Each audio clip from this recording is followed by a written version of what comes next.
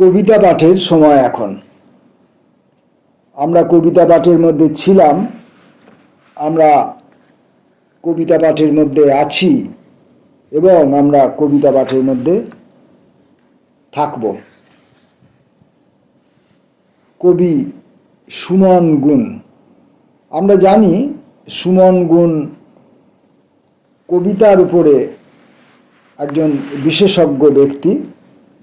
তিনি কবিতাকে চুলচেরাভাবে বিশ্লেষণ করতে পারেন বিভিন্ন দিক থেকে, একটা দিক, দুটো দিক, পাঁচটা দিক, 10টা দিক, বিভিন্ন আঙ্গিক থেকে, বিভিন্ন দিক থেকে, বিভিন্ন দৃষ্টিকোণ থেকে তিনি একটি কবিতাকে আমাদের সামনে ঘুরিয়ে ফিরিয়ে দেখাতে ওস্তাদ মানুষ, দক্ষ মানুষ। তিনি একজন বিশিষ্ট আলোচক, বিশিষ্ট প্রাবন্ধিক, তিনি একজন বিশিষ্ট শিক্ষাবিদ এবং একই সঙ্গে তিনি একজন কবি। তাই সুমন গুণের সেই কবিসত্তাই আমাদের সবচেয়ে নৈকট্যের কারণ। সেই কারণে আমরা সুমন গুণের কয়েকটি কবিতা পড়ব আজকে। প্রথম কবিতাটির নাম জরা। ঈষৎ বিষণ্ণ মধ্যবয়সী ওই মানুষটিকে দেখে বোঝা যায় ভেতরে ভেতরে তিনি প্রত্যাহার করে নিয়েছেন, নিজেকে গুটিয়ে নিয়েছেন। সমস্ত জীবনের আসক্তি, আলস্য আর আক্রমণের ভার তাঁকে কাবু করে ফেলেছে। কাঁধে ঝোলানো ব্যাগে হাত রেখে ওই যে তিনি দুদিকে তাকিয়ে থেমে থেমে হাতিবাগানের ফুটপাত থেকে সাদা ফুল শার্ট কেনার জন্য রাস্তা পার হচ্ছেন।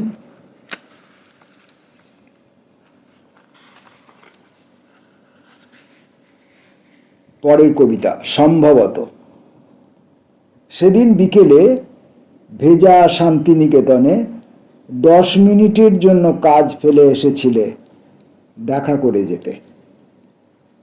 সমস্ত শরীর থেকে বৃষ্টি পড়ছে, ভেজা চুল, ভেজা হাত, গাল, আঁচল সরানো ডৌলে প্রসন্ন উষ্ণতা। আমি বদ্ধ ভূমিতে প্রার্থনার ভঙ্গিটুকু বোঝাতে পেরেছি। 4:15 ট্রেন সেদিন সম্ভবত 3 মিনিট দেরিতে ছেড়েছে। পরের কবিতা সংজ্ঞা। শহরে আগুন, কিন্তু ঘরে ঘরে পঞ্চমীর আলো। শিল্পের উদ্দেশ্য নিয়ে সেই কবে থেকে বিতর্ক চলছে। কেউ কেউ নিজের আরাধ্য প্রিয় মায়াবী টেবিল ছেড়ে উঠতেই চাননি, কিন্তু অনেকে আবার চেয়েছেন ঘর নয়, পথের রসদ।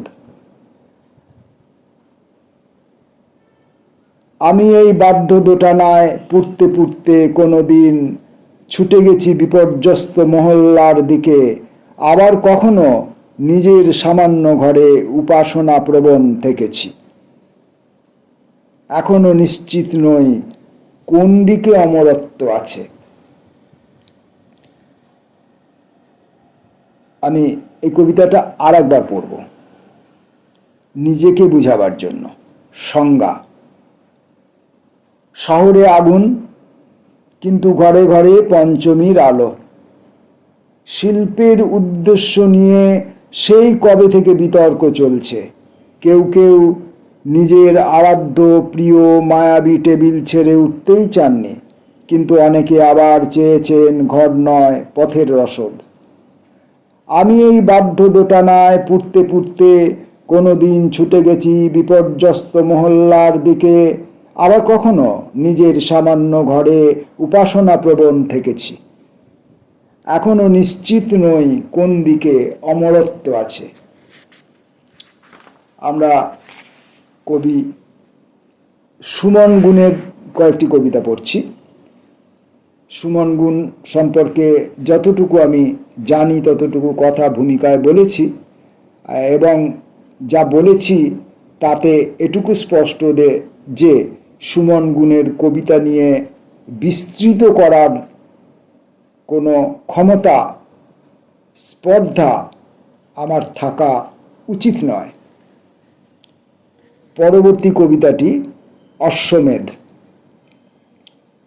তোমার সান্নিধ্য এত হৃদয়ংসাপ্রবণ, যে কোনো সময় ডেকে নাও শরীরের চূড়ান্ত মুদ্রায়, সারাক্ষণ প্রবল মত্ততা নিয়ে গৃহযুদ্ধ করো। যৌনতার মধ্য যে এত অধিকার আছে, এত তৃষ্ণা, এত পাপহীন সর্বত্রগামিতা, সেটা তুমি ছাড়া আর কারো সঙ্গে আমি সঙ্গমে বা মিথুন চর্চায় কখনো পাইনি। প্রতিবার বিপ্লবের পর আমি তোমাকে প্রণাম করে পুনর্বার সাম্রাজ্য বিস্তারে ব্রতী হই। আমরা পড়লাম কবি সুমন গুণের কয়েকটি কবিতা পরপর।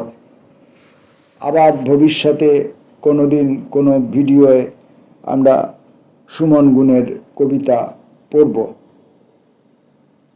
কবির কাছ থেকে যদি আমি পাঠের সময় কোনো ভুলভ্রান্তি করে থাকি, হয়তো করেছি, কারণ আমি একটি ভুলবহুল মানুষ, তা হয়তো ভুল করেছি, তার জন্যে কবির কাছে ক্ষমা চেয়ে রাখি।